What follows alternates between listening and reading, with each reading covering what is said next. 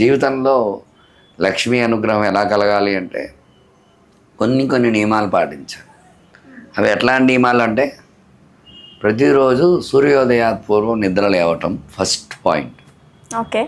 ఆ నిద్ర లేచిన తర్వాత లేచిన వెంటనే కరాగ్రే వసతే లక్ష్మి, కరమధ్యే సరస్వతి, కరమూలే సదా గౌరీ, ప్రభాతే కరదర్శనం అని లేచిన వెంటనే ఆ శ్లోకాన్ని చదువుకుని ఈ చేతులకి ఇలా కళ్ళకద్దుకోవాలి ప్రతి ఒక్కరు.